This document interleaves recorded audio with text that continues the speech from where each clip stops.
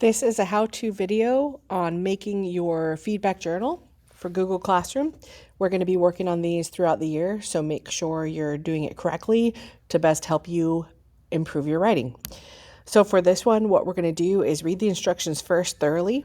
The directions say, number 1, in the assignment column, write the name of the assignment. Number 2, teacher's comments. You're going to copy my comments from the assignment in the first column. And number 3,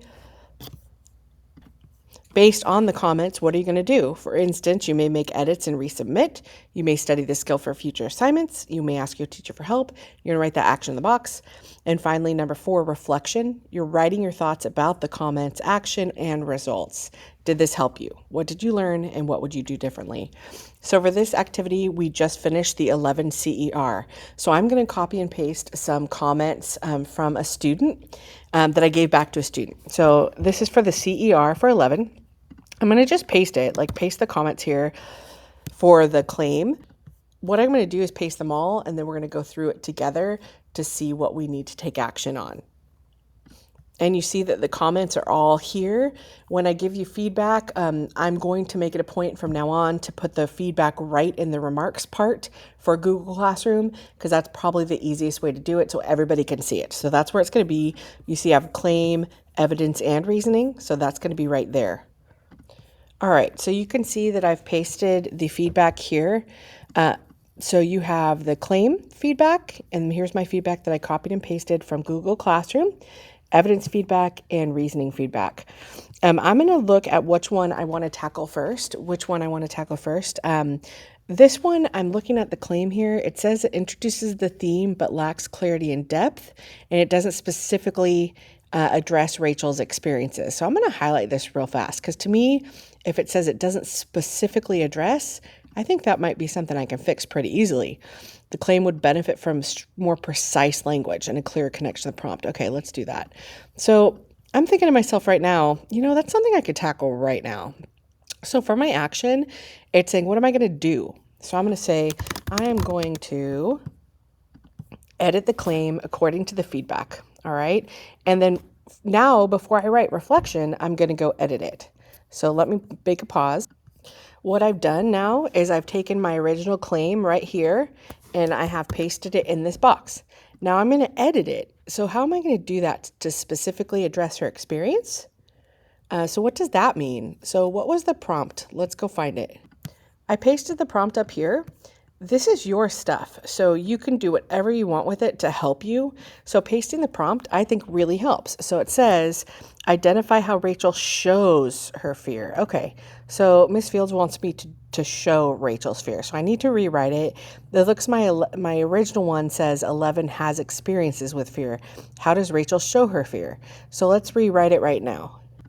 So what I wrote for the new one is, in Sandra Cisneros' story 11, Rachel shows her fear of authority when she cries in front of her entire class in response to the teacher's demands. So now I've specifically addressed she cried, and then it says the claim would benefit from more precise language. I talk about Rachel instead of 11. And then I connect to the prompt by saying she shows her fear when she cries in response to the teacher. That's very specific, and it connects right to the prompt. So that is how I do claim. Now I might go over here and then I would do a reflection. So before I do that, I'm going to correct my writing. So I'm going to show you something else. So maybe your teacher hasn't given you a new assignment yet, but you're still working on this, right? So you want to do the work. You don't want to lose it. So I just opened up a new Google Doc. I'm going to title this 11 CER new. Okay. Then I'm going to put the prompt, because I think that's very helpful. And then I have this claim now that I just redid. So let's put that there. Whoops. Could probably delete it up there. And then let's go here. And because I'm in the rough draft part right now, I'm going to do claim. Okay, so now I have this 11 new CER, right? So it's already in my Google Drive. Okay, so now in my reflection, I would wait for that until I've finished with my new, my whole new draft. So I'm going to recap.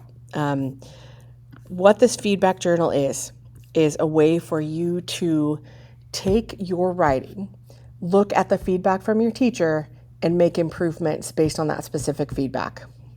I want you to think about this and take your time with it, because this is the way your writing will grow. It's very specific and it's tailored for you.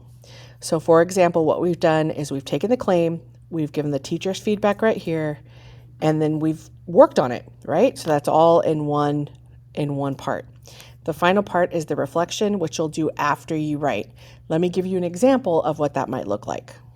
It might look something like this. So upon reflection, when I carefully read the feedback, I made sure to highlight the important parts. This helped me to understand what I needed to include to be successful. So each part of your feedback should be this long. You may only do one at a time. That's totally fine. For each writing assignment, I want you to work on at least one. You are going to try to improve everything, but don't get overwhelmed. Try one piece at a time. So in this case, we worked on claim. I hope this helps.